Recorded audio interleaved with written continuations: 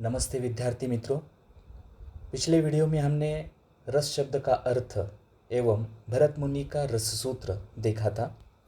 आज के इस वीडियो में हम रस के अंग या अवयवों में से जो पहला अंग है स्थायी भाव, उसे देखने वाले हैं। रस के ये जो अंग या अवयव विचारकों ने स्वीकार किए हैं, वो मुख्यतः जो है वो 4 अंग है। रस के प्रमुख 4 अंग माने गए हैं। उनमें पहला है स्थायी भाव, जो सबसे महत्वपूर्ण है। दूसरा है विभाव, तीसरा है अनुभाव और चौथा है व्यभिचारी या संचारी भाव। इन चारों भावों के संयोग से रस की निष्पत्ति स्वीकार की गई है। भरत मुनि का रस सूत्र याद कीजिए। उन्होंने अपने इस रस सूत्र में कहा है, विभावानुभाव व्यभिचारी संयोगात रस निष्पत्ति। अर्थात इसका अर्थ है विभाव, अनुभाव और संचारी भावों का जब स्थायी भावों के साथ संयोग होता है तब रस की निष्पत्ति होती है।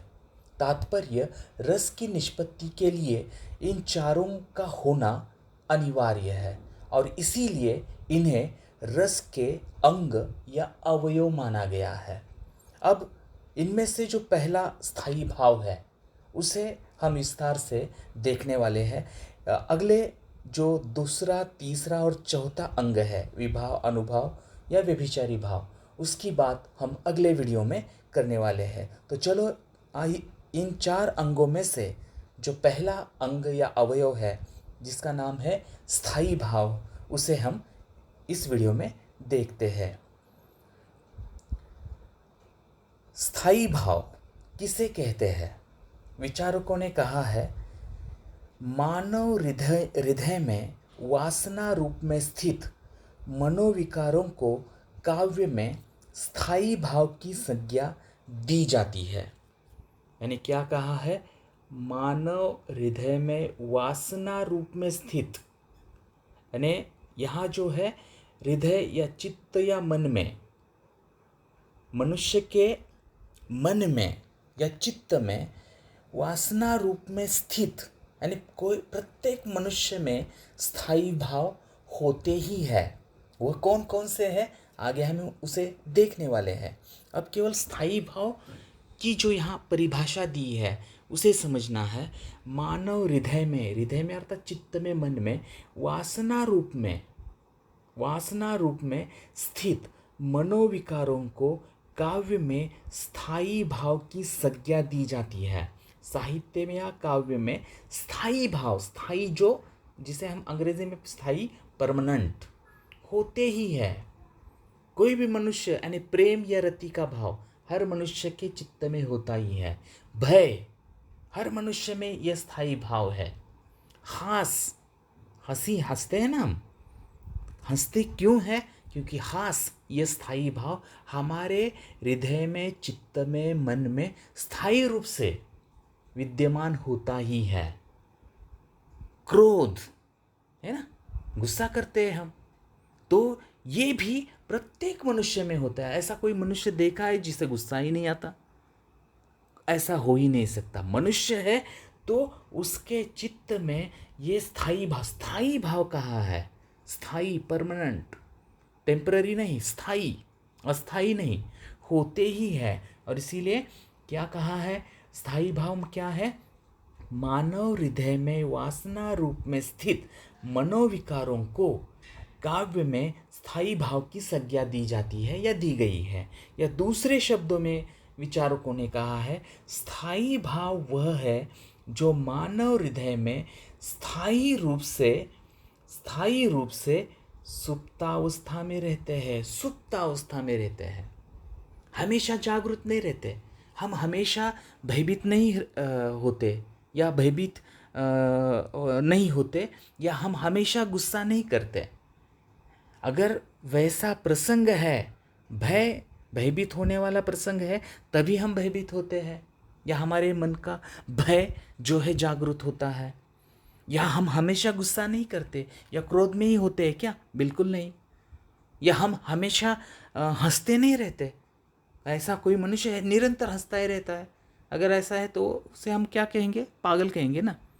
तो हम हमेशा हंसते नहीं। आवश्यक या हंसने वाली बात हो तभी हम हंसते हैं, या भयभीत होने वाली स्थिति हो, प्रसंग हो, तभी हम हमारे मन का भय जो है वो जागृत होता है। मतलब भय सुप्तावस्था में होता है, सुप्तावस्था में होता है। और अनुकूल प्रसंग आने पर, वह अनुकूल स्थिति उत्पन्न होने पर, वह जो सुप्तावस्था में जो भय है या क्रोध है या हास है, वो क्या होता है? जागृत होता है। और इसीलिए इन्हें, इन स्थायी भावों को क्या कहा? सुप्तावस्था में कहा गया है। वो सुप्तावस्था में रहते हैं। तो स्थायी भाव वह है जो मानव हृदय में, चित्त में, मन में स्थायी रूप से, परमानेंट रूप से होते ही है, सुप्तावस्था में रहते हैं। तो ये दो परिभाषा जो है, स्थायी भाव क्या है? और कुछ नहीं है, मानव हृदय में वासना रूप में स्थित मनोविकारों को काव्य में स्थायी भाव की संज्ञा दी जाती है या दी गई है, संज्ञा नाम दिया गया है। या दूसरे शब्द में अगर हम कहें, स्थायी भाव वह है जो मानव हृदय में स्थायी रूप से सुप्तावस्था में रहते हैं। ठीक है। अब इन स्थायी भावों को लेकर विचारकों का कहना है, या साहित्य शास्त्र में, ये स्थायी भाव कौन से होते हैं या कितने प्रकारों के होते हैं? तो 9 स्थायी भावों से 9 रसों की निर्मिति स्वीकार की गई है। अर्थात स्थायी भाव मूलतः कितने स्वीकार किए गए हैं? 9। और इन 9 स्थायी भावों से 9 रसों की निर्मिति होती है। हम श्रृंगार रस की बात करते हैं, हम हास्य रस की बात करते हैं, हम रौद्र रस की बात करते हैं, है ना, हम शांत रस की बात करते हैं। ये कहाँ से रस की निष्पत्ति होती है? इसके मूल में स्थायी भाव होते हैं। तो यहाँ पर हम 9 स्थायी भावों से कौन से 9 रसों की निर्मिति होती है, उसे संक्षेप में देखने वाले हैं। तो यहाँ पर देखिए, पहला जो स्थायी भाव स्वीकार किया गया है, पहला स्थायी भाव कौन सा है? प्रेम या रति। इससे श्रृंगार रस की निर्मिति होती है। दूसरा जो है हास, स्थायी भाव, और उससे हास्य रस की निर्मिति होती है। हास यह स्थायी भाव अगर आपके चित्त का जागृत ही नहीं हुआ तो हास्य रस की हम कल्पना ही नहीं कर सकते। मतलब हास्य रस की निर्मिति में हास, ये जो स्थायी भाव है, कहाँ पर होता है? मनुष्य के चित्त में विद्यमान होता है, वो सुप्तावस्था में होता है। उसी प्रकार अगला जो तीसरा जो है स्थायी भाव, वह है शोक, जिससे करुण रस की निर्मिति होती है। अगला है उत्साह, उससे वीर रस की निर्मिति होती है। पांचवा है भय, उससे भयानक रस की निर्मिति होती है। कहने का तात्पर्य, इन या अभी 5 हमने स्थायी भाव देखे, प्रेम या रति से श्रृंगार रस की निर्मिति, हास्य रस की निर्मिति, शोक करुण रस की निर्मिति, उत्साह वीर रस की निर्मिति, या अगला जो है पांचवा भय भयानक रस की निर्मिति।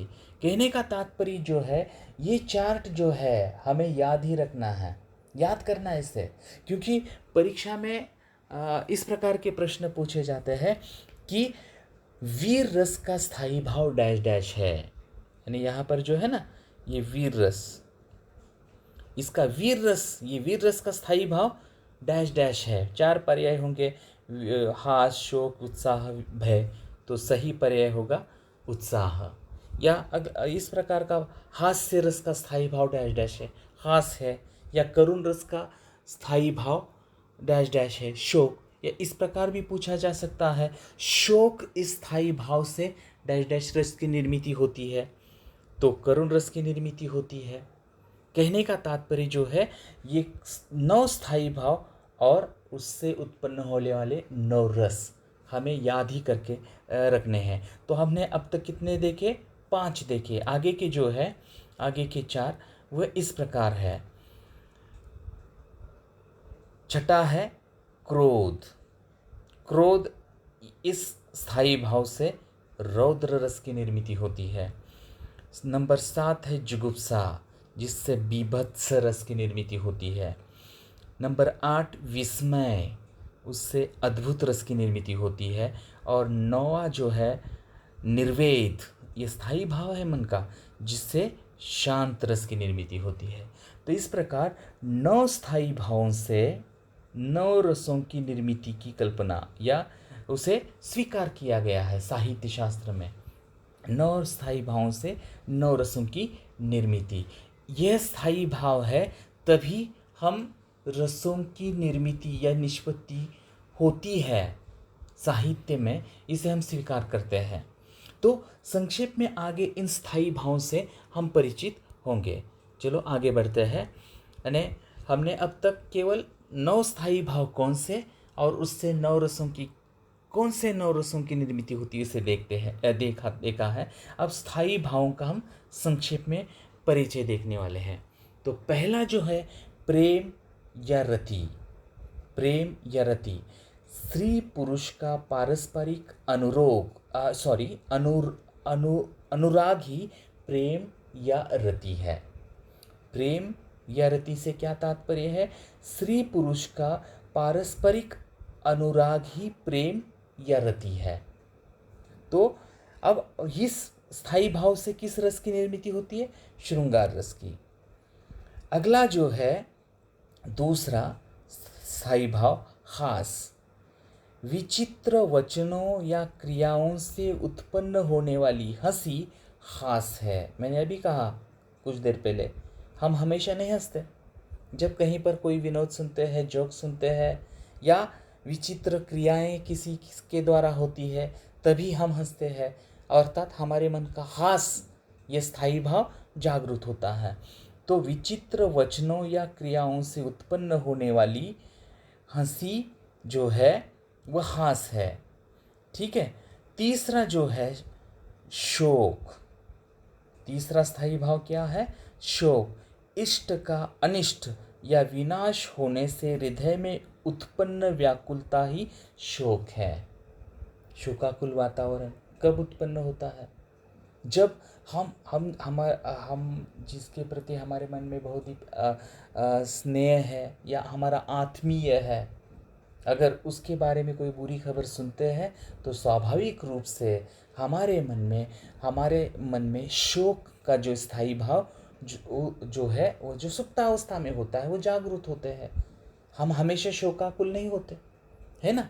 वैसा प्रसंग, वैसी स्थिति उत्पन्न होने पर ही हम जो है हमारे मन का शोक जो है वह स्थायी भाव जागृत होता है। तो इष्ट का अनिष्ट या विनाश होने से, है ना, किसी की मृत्यु की खबर सुनकर, हमारे आत्मीय परिजनों के बारे में अगर इस प्रकार की बुरी खबर हम सुनते हैं तो हमारे मन का शोक, ये जो स्थायी भाव वो जागृत होता है। अब इस शोक, इस स्थायी भाव से कौन से रस की निर्मिति होती है? करुण रस की निर्मिति होती है। नंबर 4 अगला जो स्थायी भाव है उत्साह। कब ये जागृत होता है उत्साह? किसी शुभ कार्य को आवेश से आरंभ करना ही उत्साह है ना। अगर हमें कोई कार्य सफलतापूर्वक करना है तो हमें उत्साही होना चाहिए। बिल्कुल उत्साह नहीं है और हम कोई कार्य करने जा रहे हैं, हम सफल नहीं होंगे उसमें। इसलिए मन का उत्साह जो स्थायी भाव है हमारे कार्य को करने में बहुत महत्वपूर्ण होता है। और इसीलिए उत्साहपूर्वक हम कोई कार्य करते हैं तो निश्चित रूप से उसमें हमें सफलता मिलती है। तो ये उत्साह, किसी शुभ कार्य को आवेश से आरंभ करना ही उत्साह है। और इस उत्साह स्थायी भाव से वीर रस की निर्मिति स्वीकार की गई है। अगला जो है भय, है ना। भय मन चित्त का एक महत्वपूर्ण भाव है हमारे। हम हमेशा भयभीत नहीं होते, वैसा प्रसंग आने पर, स्थिति आने पर हम भयभीत हो जाते हैं। तो प्रत्येक मनुष्य में, यानी ये स्थायी भाव जो है ना, कोई भी मनुष्य इसके लिए अपवाद नहीं है। अगर कोई कहता है कि मैं किसी से नहीं डरता, झूठ बोल रहा है, वो डरता है। यानी भय जो है, भय उसके चित्त में है, सुप्तावस्था में है। और वह कब जागृत होता है? यानी विनाशकारी वस्तुओं के दर्शन या अनुभव से चित्त की व्याकुलता ही भय है। हम हमेशा भयभीत नहीं होते, लेकिन वैसा प्रसंग आने पर हम भयभीत हो जाते हैं। तो भयभीत क्यों होते हैं? हमारे चित्त का भय या हृदय में जो सुप्तावस्था में जो स्थायी भाव है भय, वो जागृत होता है और हम भय की अनुभूति करते हैं, है ना। तो इस भय स्थायी भाव से भयानक रस की निर्मिति होती है, भयानक रस की निर्मिति होती है। अगला जो है स्थायी भाव, वह है नंबर 6, क्रोध। क्रोध कब जागृत होता है? अनुचित कार्य करने वाले व्यक्ति के प्रति तीव्र भाव ही क्रोध है। क्रोध किसे कहते हैं? अनुचित कार्य, कोई गलत कर्म कर रहा है, अनुचित कार्य कर रहा है, या बार बार समझाने पर भी वही गलती कर रहा है, तो स्वाभाविक है हम उस पर गुस्सा करेंगे। तो अनुचित कार्य करने वाले व्यक्ति के प्रति तीव्र भाव ही क्रोध है, और इस क्रोध स्थायी भाव से किस रस की निर्मिति होती है? रौद्र रस की निर्मिति होती है। अगला जो है जुगुप्सा। स्थायी भाव का नाम क्या है? जुगुप्सा। और वह कब जागृत होता है? किसी घृणित, किसी, यहाँ पर किसे हुआ है, किसी घृणित वस्तु को देखने से उत्पन्न भाव ही जुगुप्सा है, यानी घृणा उत्पन्न होती है। जैसे उदाहरण के लिए, यानी अगर कोई मरा हुआ जानवर अचानक हमारी दृष्टि अगर उस पर पड़ती है या दुर्गंधी उसकी आती है, तो हमारे चित्त का जो घृणा का भाव तुरंत हम नज़र हटाते हैं और वहाँ से निकलते हैं। क्यों? कि वो घृणा उत्पन्न होती है ना उस प्रकार का दृश्य देखने पर, या उस प्रकार की दुर्गंधी आने पर। और इसीलिए किसी घृणित वस्तु को देखने से उत्पन्न भाव ही जुगुप्सा है, और इस जुगुप्सा स्थायी भाव से बीभत्स रस की निर्मिति होती है। बीभत्स रस, यानी साहित्य में इसका अधिकतर चित्रण हम नहीं देखते, क्योंकि ये बीभत्स रस का वर्णन जो है यानी ज़्यादा नहीं किया जाता, ठीक है ना। जहाँ पर अश्लील जो है वर्णन आता है, वहाँ पर बीभत्स रस की बात होती है या उसका चित्रण आता है। अगला जो है नंबर 8, विस्मय। ये भी एक महत्वपूर्ण स्थायी भाव है।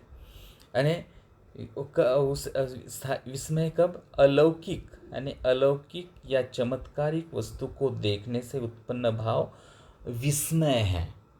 यानी अलौकिक, आश्चर्यचकित हो जाते हैं हम, या चमत्कारिक दृश्य, वाह, कोई सुंदर दृश्य देखते हैं जो आपने कभी पहले नहीं देखा, तो एकदम से हम क्या, विस्मय जो है हमारे चित्त का जागृत होता है, और हम एक प्रकार से आश्चर्यचकित होकर, वाह क्या सुंदर नज़ारा है, वाह क्या बढ़िया सुंदर नज़ारा है। क्यों कहते हैं? हमारे मन का आश्चर्य या विस्मय जो है वो वहाँ पर प्रकट होता है। तो यहाँ पर जो है विस्मय इस स्थायी भाव से अद्भुत रस की निर्मिति होती है। और 9वां जो है निर्वेद। निर्वेद यह भी एक महत्वपूर्ण स्थायी भाव है। निर्वेद से क्या तात्पर्य है? सांसारिक नश्वरता के ज्ञान से उत्पन्न विरक्ति के भाव को निर्वेद कहा गया है। एकदम से मोह माया से हम जो सांसारिक मोह माया के जंजाल से मुक्त हो जाते हैं, जिसके लिए सुख और दुख एक समान हो जाता है, एक समान हो जाता है, वह निर्वेद की स्थिति होती है। यानी सांसारिक क्षणभंगुरता से जो परिचित हो जाता है, जीवन का सत्य, वास्तविकता क्या है, एक न एक दिन इस देह की मिट्टी होने वाली है, ठीक है ना। इस प्रकार अगर हमें आत्मज्ञान हो जाता है, तो वह निर्वेद है, स्थायी भाव जो है निर्वेद है। तो इस निर्वेद स्थायी भाव से शांत रस की निर्मिति होती है। अब आगे जो इन स्थायी भाव के 9 स्थायी भावों से, मैंने अभी जो हमने देखे 9 स्थायी भाव, मूलतः साहित्य शास्त्र में कहा, इसके अलावा या इन 9 स्थायी भावों के अलावा साहित्य शास्त्र में विचारकों ने दो और स्थायी भाव स्वीकार किए हैं, और दो स्थायी भाव स्वीकार किए गए हैं। इसलिए मूलतः पहले 9 है, लेकिन और दो जोड़कर कितने कुल मिलाकर होंगे? 11। तो चलो अब उनसे हम परिचित होंगे। अगले जो है नंबर 10, विचारकों ने वत्सल या वत्सलता, इसे भी एक स्थायी भाव के रूप में स्वीकार किया गया है, जो मनुष्य के चित्त में होता ही है। वत्सल या वत्सलता से क्या तात्पर्य है? संतान के प्रति माता पिता की आत्मीयता या स्नेह का भाव ही वत्सलता है। यानी संतान, बेटा बेटी जो है, वो माँ बाप के प्रति, उसके माँ बाप उसके प्रति जो प्रेम, उनके मन का जो स्नेह प्रकट होता है या होता है, वही वत्सल या वत्सलता है। ठीक है। और इस वत्सल या वत्सलता स्थायी भाव से साहित्य में वात्सल्य रस की निर्मित होती है। वात्सल्य रस हिंदी साहित्य में सूरदास जी ने बहुत ही सुंदर ढंग से वात्सल्य रस का चित्रण किया है, और इसीलिए विचारकों ने कहा है सूर वात्सल्य है और वात्सल्य ही सूर है। यानी सूरदास जी ने इतनी सूक्ष्मता से या सुंदरता से वात्सल्य रस का चित्रण किया है, वैसा अन्य कवियों में हमें दिखाई या उनके काव्य में हमें दिखाई नहीं देता। तो वात्सल्य रस की निर्मित किस स्थायी भाव से होती है? वत्सल या वत्सलता। और अंतिम जो है अगला जो नंबर 11, उस स्थायी भाव का नाम है श्रद्धा। श्रद्धा से क्या तात्पर्य है? अपने आराध्य, आराध्य अर्थात ईश्वर जो है, हम जिसकी भक्ति करते हैं, तो अपने आराध्य या गुरुजन, गुरु जो होते हैं जो हमें ज्ञान देते हैं, तो अपने आराध्य या गुरुजन के प्रति किसी भक्त या शिष्य के मन की भावना ही श्रद्धा है, या प्रेम जो है, स्नेह जो है, वही श्रद्धा है। और इस श्रद्धा स्थायी भाव से भक्ति रस की निर्मित होती है। ठीक है ना। तो ये श्रद्धा भी एक महत्वपूर्ण स्थायी भाव विचारकों ने स्वीकार किया है। तो इस प्रकार मूलतः तो 9 स्थायी भाव, 9 स्थायी भावों से 9 रसों की निर्मित, लेकिन विचारकों ने साहित्य में वात्सल्य रस का जो सुंदरता से चित्रण हुआ है, या भक्ति रस का भी बहुत सुंदर, यानी भक्ति काव्य भक्ति रस से भरा पड़ा है, बहुत ही सुंदर ढंग से भक्ति रस का चित्रण वहाँ पर हुआ है। और इसीलिए इन 2 स्थायी भावों को और 2 रसों को साहित्यकारों ने या विचारकों ने स्वीकार किया है। तो इस प्रकार रस के अंगों में से या अवयवों में से जो पहला अवयव है स्थायी भाव, उसकी बात जो है हमने आज यहाँ पर की है। अब रस के अगले जो अंग है, अवयव है, हमने केवल स्थायी भाव को देखा है। रस के अंग कितने हैं? 4 है। रस के अंग कितने हैं? 4 है। उसमें से हमने पहले आज हमने स्थायी भाव को देखा है। आगे के जो विभाव, अनुभाव और संचारी भाव को हम अगले वीडियो में देखने वाले हैं। तब तक यहीं पर रुकते हैं। धन्यवाद।